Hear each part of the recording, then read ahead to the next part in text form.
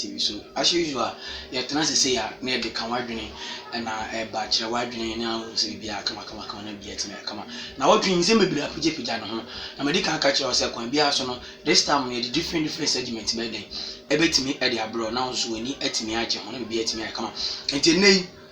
issues are on board and say Nanado Amazia Ghana ayedin. Oko kan before nti wase. Ana mu ayedin no so no kan ga pon nyina eka bi. Emu ayedin no kra na eno kra nya hwe o. Sisi ade MP ni NDC fo mu dwom ho Ghana ha. Every say sisi ana afa die Ghana na e dey na press conference. Instead of me mo ye adwuma no. We ye press conference na ade cha no we press conference. The echo Ghana ha no. Afa die to aso kra die twa nso no say enei eye obofo reven obofo say ono fa na se da manyankopon na sama we die maintain say ana ba akukura say twame nsu mu kura ne ye be kan wa sempa ye be kan ya adwene dia che no eye sa say Abramo say wan no Abraham Moshe apa we be steady ene me kan adwene dia kire no amna say Ghana nya ne dia ono oni right say so be preach on necessary preaching ne kire Ghana fo I say so ono oni nyame ndia onkoda eti we ni na nsem a eba na ye betena se me hwe na me din nsem nyina ti abro kama na fi bia ti me kama e dey ma aha e say just TV so betwa ho aba na before you betwa ho aba no we betumi afre your number ya na ba WhatsApp e bia pese we ba show ni so na we up and coming artist e bia wo problem bia pese ye no e share na bia kama we betumi contact ya na ba WhatsApp 0505508571 so e 0505508571 so na fi one like it no wa share no wa subscribe channel no na bibia atimi ay kama ade ama mesrew omodi an so be like na wa share e di amami na bibia atimi kama nti yentwa ye homra ye ba pe na fe di nkomo no e di ato aso ye nkomra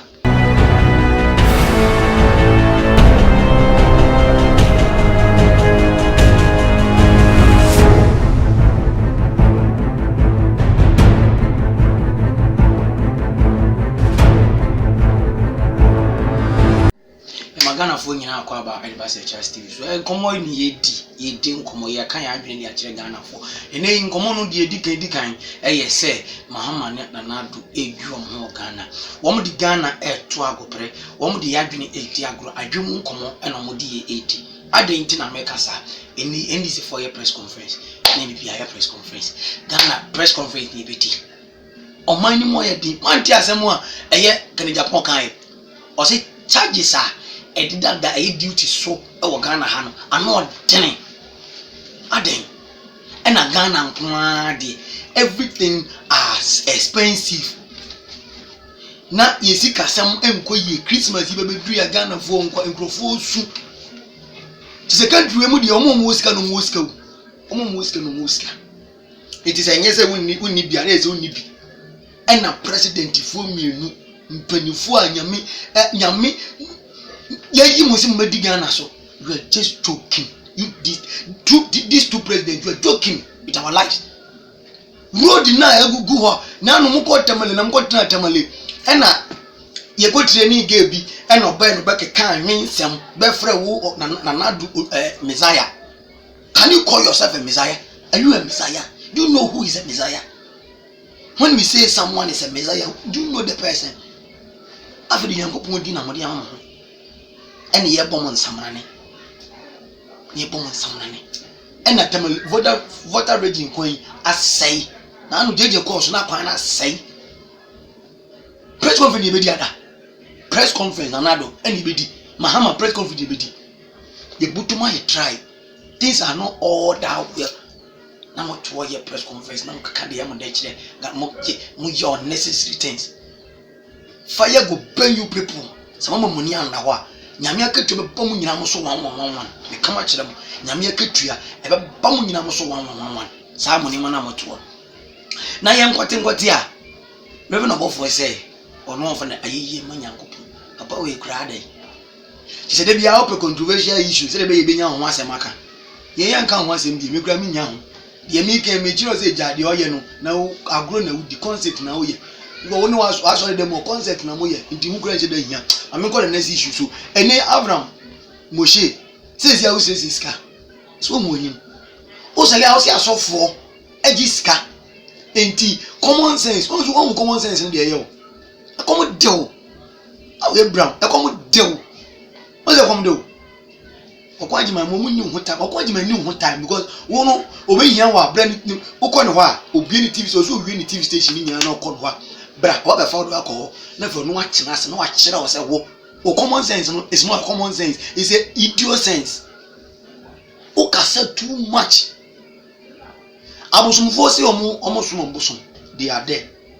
A Christopher your mother. So if you don't believe in the Bible now, yes na. I didn't know one can now new uncroft now your common sense no and ye baako. Now you are still just fooling yourself. Okay, wasn't do what them. Me, I will insult you every day. Anywhere I meet you, because we a stupid man, I'm telling you today.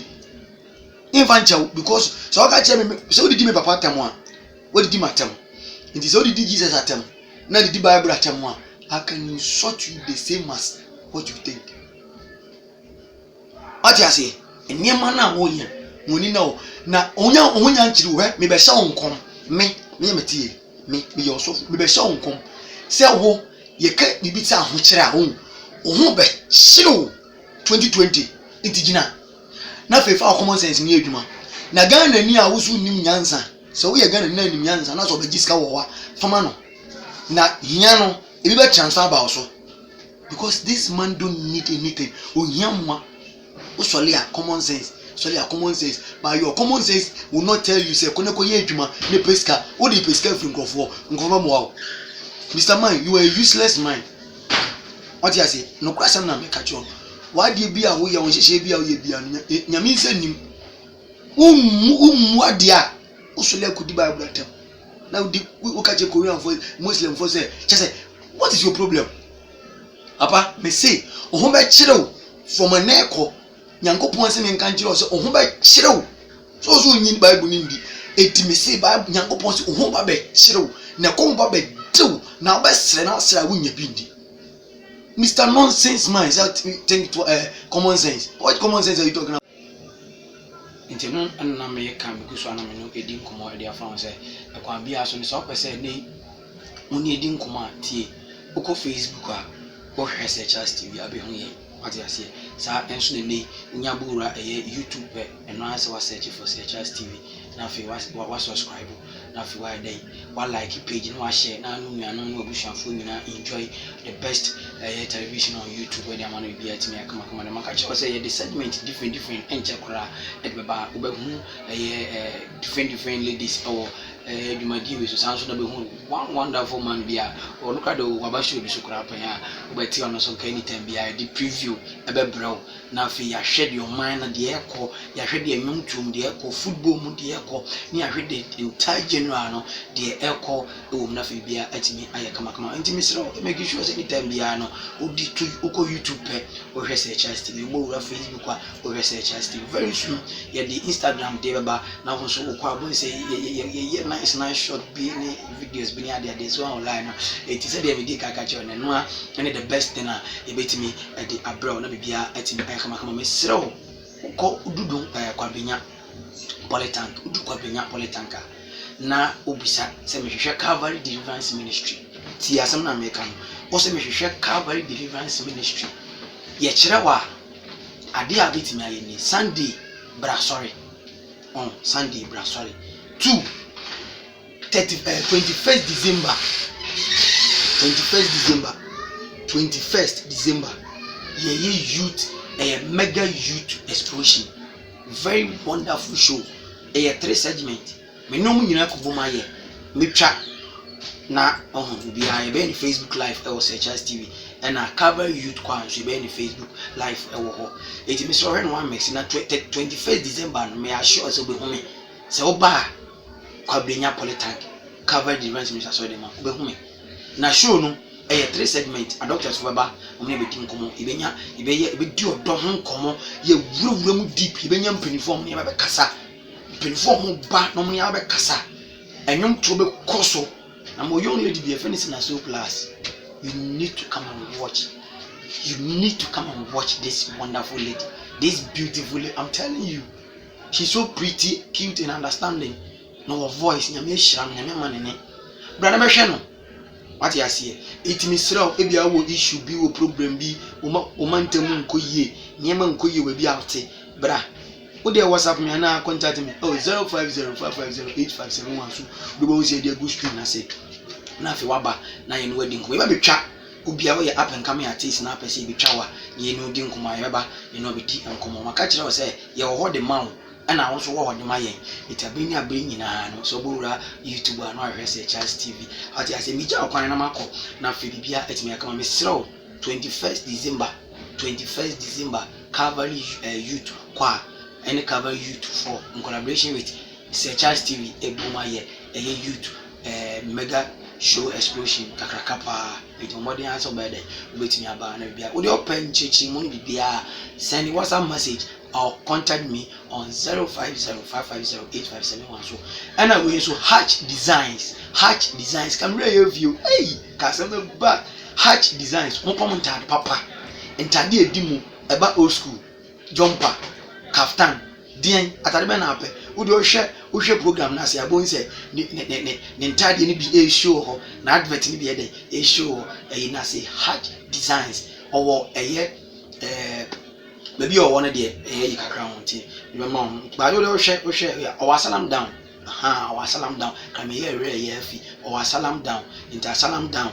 opposite Highgate Hotel na fi wabo na homa na fi allergy any wedding community and number no so be to hold am na fi wa fi allergy na proper best correct one na fi bia na enchi akese en komo bibia o hwe na fi bia ti akoso me crowd meja wasia na de me ka che on say